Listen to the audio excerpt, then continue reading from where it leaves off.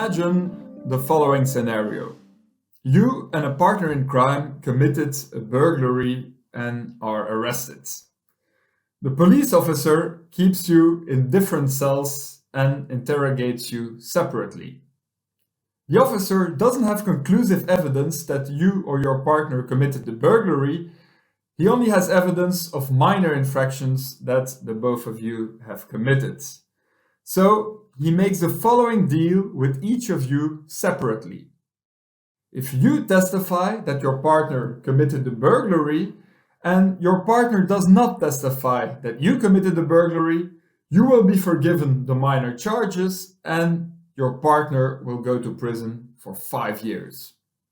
If, however, your partner denounces you and you do not denounce your partner, she will go free and you will go to prison for 5 years.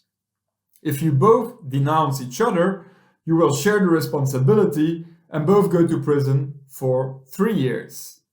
If you both stay silent, you will only be punished for the minor infractions and both of you go to prison for 1 year. What do you do? Do you betray your partner or do you stay silent? If you're acting rationally and in your self-interest, you should always betray your partner. If your partner doesn't betray you, you go free instead of serving 1 year in prison. If your partner betrays you, you serve 3 years in prison instead of 5. The same, of course, goes for your partner. It is in her self-interest to betray you. So, if both of you act rationally in your self-interest, you will end up in the lower right corner in which you both serve 3 years in prison. You would both, however, be much better off by not betraying each other and ending up in the upper left corner where you both only serve 1 year in prison. You may have heard the scenario of the well-known prisoner's dilemma before. But why is the prisoner's dilemma relevant beyond your possible ambitions to pursue a career in criminality? Well, it models the problem of altruistic cooperation. Altruistic cooperation between individuals denotes a situation in which an individual bears a cost to benefit another. For example, by sharing food. Humans do this on a daily basis. Many of us give some of our time, effort, or resources to help others in need. But humans aren't the only species engaging in altruistic cooperation. Some birds give warning calls when they spot a predator, thereby potentially attracting the attention of the predator. Vampire bats share food with bats that didn't have a successful hunt, and meerkats go on the lookout for danger and emit warning cries if they detect a predator, while the others are foraging and feeding. The question is, how could this kind of behavior have evolved? In all of these cases of altruistic cooperation, the immediate chances of survival and reproduction of the actors decrease, and the chances of survival and reproduction of the lucky recipients go up. Given that survival and reproduction is the only currency when it comes to evolution by natural selection, the evolution of altruistic cooperative behavior between non-related organisms is baffling at first sight. Self-interest individuals, or free riders, would outcompete altruists in any given group. They would profit from the altruism of others without returning the favor. Since they wouldn't bear any of the costs of being altruistic, they would have more resources, so their chances of survival and reproduction would go up, and they would pass on their egotistical genes to a greater extent than the altruists. In his book, The Descent of Man, Charles Darwin, the father of evolutionary biology, describes the evolutionary conundrum.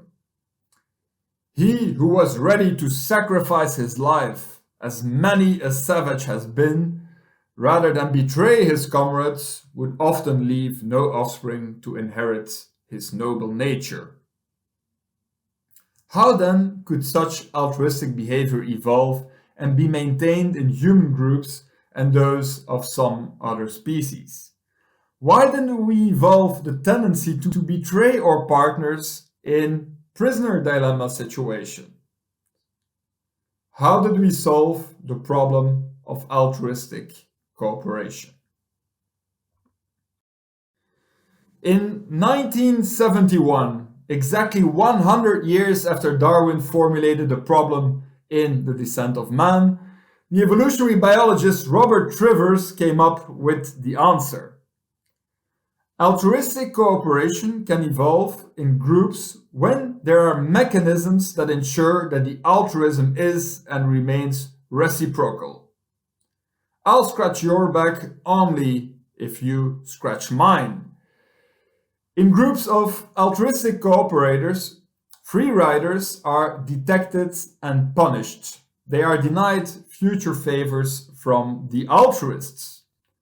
Vampire bats, for example, remember cheaters and do not share food with them. The same goes for humans.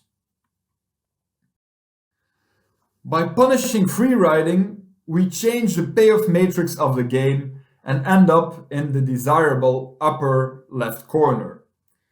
Imagine you and your partner in crime belong to the mafia, and you both know that snitching, betraying your partner, will be punished severely. Will you still betray the other? No. You'd much rather go to jail for a bit longer than to visit the wrath of the mafia upon you. As a result, you and your partner happily find yourselves in the upper left corner, serving both only 1 year in prison instead of 3. The problem of altruistic cooperation has been solved. Now again, why is all of this relevant? Well, it enables us to understand key features of our psychology and our society. According to the anthropologist Robin Dunbar, a whopping 65% of our conversations is about other people. The reason for this voracious appetite for gossiping is simple. Gossiping is a very efficient way to check the reputations of others and identify untrustworthy individuals and cheaters. And once we have detected a cheater in the group, our moral outrage takes over. This too is characteristic of humans. We engage in so-called third-party punishment. We punish individuals who harm the group, not only individuals who harm us or our close kin. This unrivaled ability to detect free riders and the strong desire to punish these cheaters makes us unparalleled in the animal world when it comes to altruistic cooperation. The need for cheater detection and punishment to maintain mutually beneficial altruistic cooperation also sheds a light on the emergence of rules in human societies. It explains why policing, criminal law, property law, and rules governing the use of public goods, such as freshwater reservoirs in arid regions, have emerged in virtually all societies. It also explains why a global public good, such as the climate or the environment, is at risk as long as we cannot enforce rules on CO2 emission or pollution and punish nations who do not abide by them. Solving global cooperation problems, preventing nations from free riding, is arguably the biggest challenge of our time. What we need is a solution to the global prisoner's dilemma. A global mafia, if you will, or rather a global institution such as the United Nations, but then one with teeth.